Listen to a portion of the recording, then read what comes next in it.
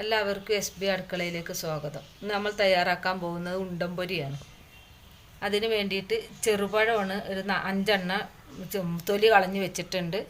ഒരു ബൗള് ഗോതമ്പ് പൊടി, ഒരു ചെറിയൊരു ബൗള് റവ, ആവശ്യത്തിന് ശർക്കര ഉരുക്കി വെച്ചതാണ്, ഈസ്റ്റ്. ഇത്രയും സാധനം വെച്ചിട്ട് ഉണ്ടംപൊരി എങ്ങനെയെന്ന് നോക്കാം.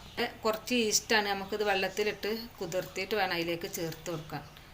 പകുതി ഈസ്റ്റേ ഞാൻ എടുത്തിട്ടുള്ളൂ.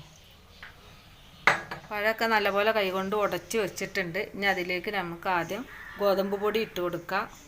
അതിലേക്ക് റവ, ഏലക്കപ്പൊടി 1 സ്പൂണ്, ആവശ്യത്തിനുള്ള ഉപ്പ്, ശർക്കര ഉരുക്കി അരിച്ച് വെച്ചതാണ്, അതുകൂടി ചേർത്ത് കൊടുക്കുക. ഈസ്റ്റ് വെള്ളത്തിലിട്ട് വെച്ചതാണ്, അതുകൂടി.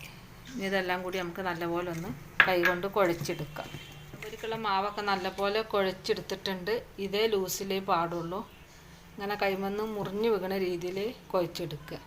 ഞാൻ ഇതിന് 1/4 ബൗള് വെള്ളമാണ് ഇതിലേക്ക് ചേർത്തിട്ടുള്ളത്. വെള്ളം നോക്കിയിട്ട് വേണം കുഴച്ചെടുക്കാൻ. ഇതേ അളവിൽ. ഇതിലേക്ക് തേങ്ങാക്കൊത്ത, കശുവണ്ടി എന്തുണ്ടെങ്കിലും ഇട്ട് കൊടുക്കുന്നത് നല്ലതാണ്. ഞാനതൊന്നും ചേർത്തിട്ടില്ല. നമ്മുടെ ഉണ്ടംപൊരിയുടെ മാവ് റെഡി ആയിട്ടുണ്ട്. ഇനി ഒരു 4 മണിക്കൂർ നമുക്ക് മൂടി വെച്ചേക്കാം. അത് കഴിഞ്ഞിട്ട് വേണം പൊരിച്ചെടുക്കാൻ. ഉണ്ടംപൊരിയുടെ മാവൊക്കെ നല്ല പോലെ പൊങ്ങി വന്നിട്ടുണ്ട്. കണ്ടില്ലേ, നല്ല പോലെ പൊങ്ങിയിട്ടുണ്ട്. ഇനി ഇത് നമുക്ക് ഓരോന്നായിട്ട് പൊരിച്ചെടുക്കാം. ഇതൊന്ന് വെള്ളത്തിൽ കൈയൊക്കെ ഒന്ന് മുക്കിയിട്ട് വേണം. ഇത് നല്ല പോലെ ഇതായി വന്നിട്ടുണ്ട്. നമ്മളിത് കുറച്ച് മാവ് എടുത്തിട്ട് കയ്യിലിങ്ങനെ ഉരുട്ടിയിട്ട് വേണം എണ്ണയിലേക്ക് ഇട്ട് കൊടുക്കാം. എണ്ണ നല്ലപോലെ തിളച്ചിട്ടുണ്ട്, അതിലേക്ക് ഇട്ട് കൊടുക്കുക. ഇത് നമുക്കൊന്ന് മറിച്ചിട്ട് കൊടുക്കുക. നല്ല എണ്ണ തിളച്ചതിൻ്റെ ശേഷം തീ കുറച്ചിട്ടിട്ട് വേണം വേവിക്കാൻ, അല്ലെങ്കിൽ ഇതിൻ്റെ ഉള്ളിൽ വേവില്ല, കുറച്ച് കട്ടിയുള്ളതാണ്. നമ്മളെ ഉണ്ടംപൊരി ഇവിടെ റെഡി ആയിട്ടുണ്ട്. ഇനി ഇത് നമുക്ക് കോരി മാറ്റാം. നമ്മുടെ ഉണ്ടംപൊരി ഇവിടെ റെഡി ആയിട്ടുണ്ട്.